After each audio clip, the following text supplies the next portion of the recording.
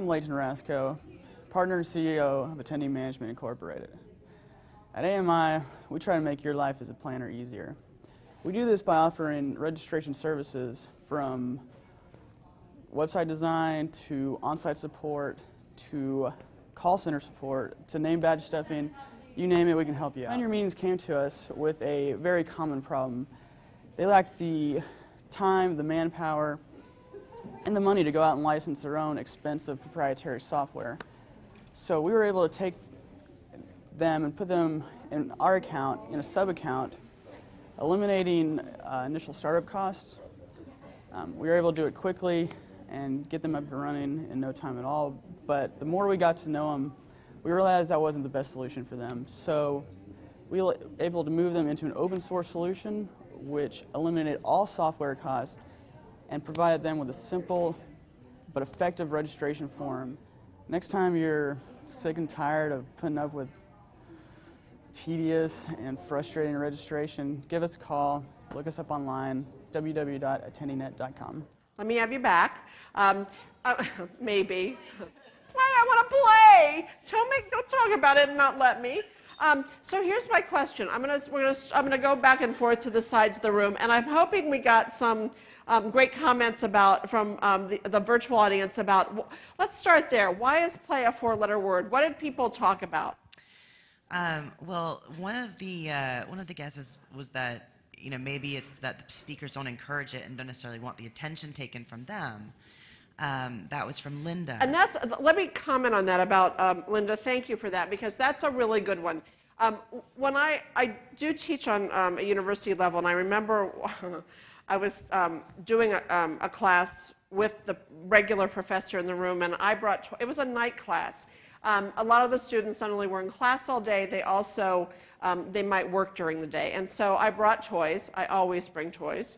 And she said, as she took me back to the train that night, "I can't believe you did that. I can't believe you didn't want them looking right at you, just staring at you while you talked.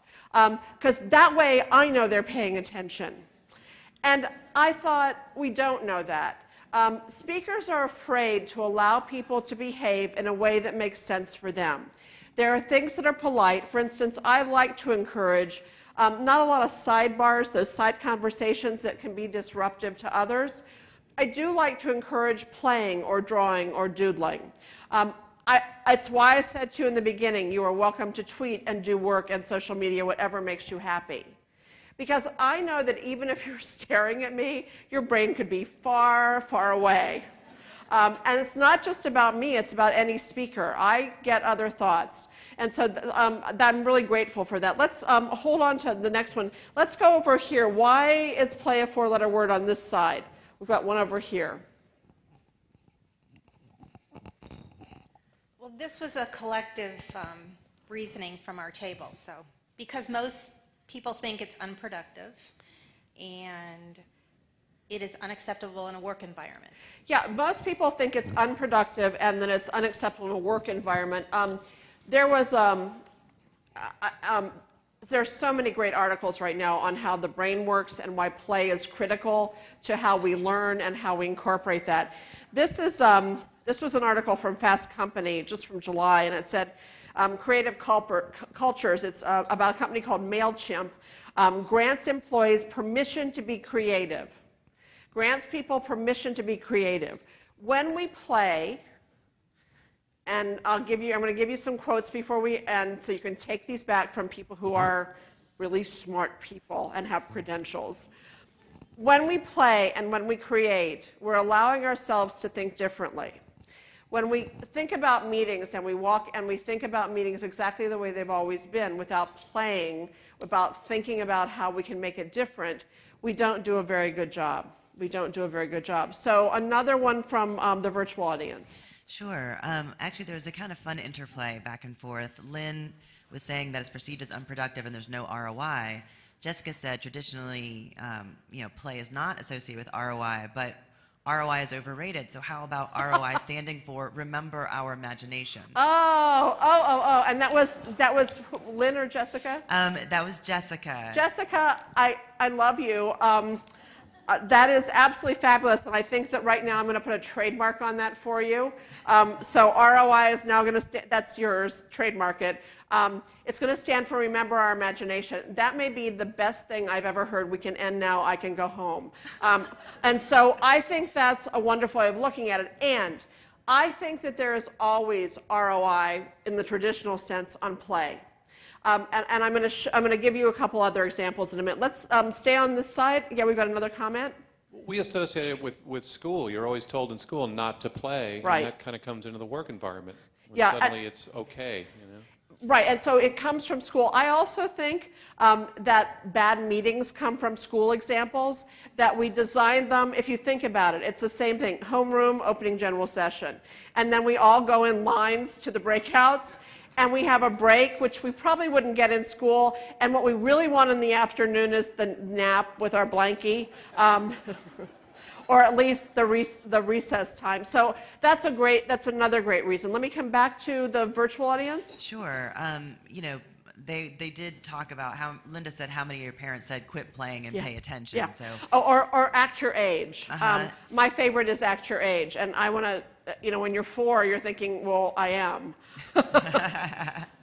We actually tell my daughter, who's a year and a half, when she starts to cry, we say, "Oh, grow up," Oh. and then we compliment her because she's always growing up. I All would right, say so, tell her to cry more and then make her laugh. We do, actually. We make her laugh a lot. And what were the other ones from virtual? And then we're going to come over here. Sure, we have a bunch. Mindy says that play is perceived as meaning not working. There's also, Darlene brought up a point that the presumption is that if you play through leisure time, attendees are going to complain for paying for a conference and not getting their money's worth. Oh, yeah. I'm sorry. Who was that one again? That was Darlene. Darlene, yes, you're absolutely right. There is but remember back to the very first slide, if it's a golf game, that's okay play, and it's worth it to come to the conference. If we do other play, and I'm going to give you a couple examples in a minute, then that's considered not worth our money and time, which to me is a great one. How about if we come in the center? Peggy, you had your hand up, I think, about the, no, we do need the microphone, so you have to wait for a second. When I was on a regular job and I worked with a lot of programmers, they were like throwing balls and Yes. all kinds of things at each other, and I just was not accustomed to that. And I went in early one morning and I told my manager, if they don't stop, I'm going to quit. I just couldn't deal with balls and stuff flying all over my head. All I right, didn't know- and now? Well, they made them stop playing.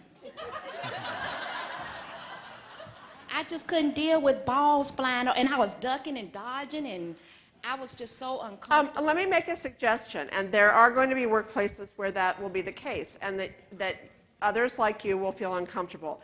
My suggestion is you then set time aside for other play, and you come up with play that may not hurt others. I'm a firm believer, and I will tell all of you, meeting planners in particular, and here's a suggestion to those of you who are suppliers. You know, when planners come on site for the site management of their meetings, and they've already either exhausted because they've come in and, you know, they've had the last week has been awful, and they're going to be, as I put it, you're working from oh dark 100 to oh dark 100, and it's going to be tiring and their bodies are going to hurt, and you send them a lovely fruit basket or wine, which is nice. Why don't you send them some fun toys? Why don't you send a big basket of toys for their conference offices so that when people come in, they can go play whirligigs outside the room and they can have some fun, or even do a wall of paper where they can draw and take out their frustrations. There are so many creative things we can do with play.